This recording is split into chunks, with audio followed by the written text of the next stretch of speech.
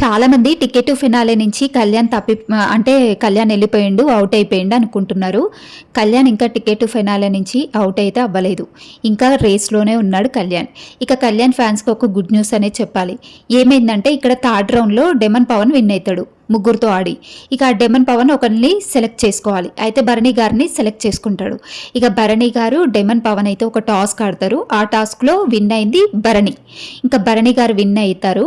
తర్వాత ముగ్గురు ఆడతారు. ఎవరెవరు? కళ్యాణ్, రీతు, భరణి. వీళ్ళ ముగ్గురు అయితే ఇంకో టాస్క్ ఆడతారు. ఈ టాస్క్లో విన్ అయింది కళ్యాణ్. ఇక కళ్యాణ్ ఏం చేయాలంటే కళ్యాణ్ చాలా బాక్సెస్ ఆక్రమించుకున్నాడు అప్పటికి. ఇంకా కళ్యాణ్ ఒకరితో ఆడాల్సి ఉంటుంది. ఇంకా కళ్యాణ్ ఎవరితో ఆడతాడు అనేది ఇంకా మనకి తెలీదు. కానీ ఇక రేస్లో ఓడిపోయింది ఎవరెవరు అంటే డెమన్ పవన్, తనుజ, సంజన వీళ్ళ ముగ్గురు అయితే అవుట్ ఆఫ్ ద రేస్.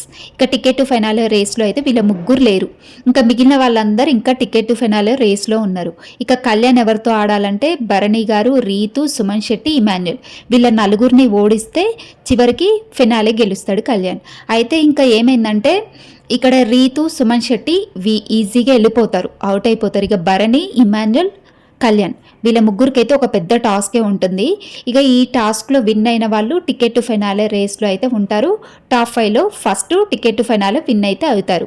ఇంకా ఆ ఎవరు అయ్యారు అనేది ఈరోజు మనకి అప్డేట్ వస్తుంది. ఈరోజు టాస్క్లలో తెలిసిపోతుంది ఎవరు టికెట్ ఫైనాలే గెలుచుకున్నారు అనేది. ఇంకా టికెట్ ఫైనాలే గెలుచుకోవడం అంటే మామూలు కాదు, చాలా అంటే చాలా అందరితో హౌస్మేట్స్ అందరితో ఆడి గెలిచి ఫైనల్గా ఎవరు గెలుస్తారో అనేది ఇక మీరు ఎవరు అనుకుంటున్నారో ఒకసారి గెస్ట్ చేయండి. ఇక గెలిచిన వాళ్ళు లక్కీ పర్సన్ అనే అనుకోవాలి, ఇంతమందితో ఆడి ఫైనల్గా గెలిస్తే.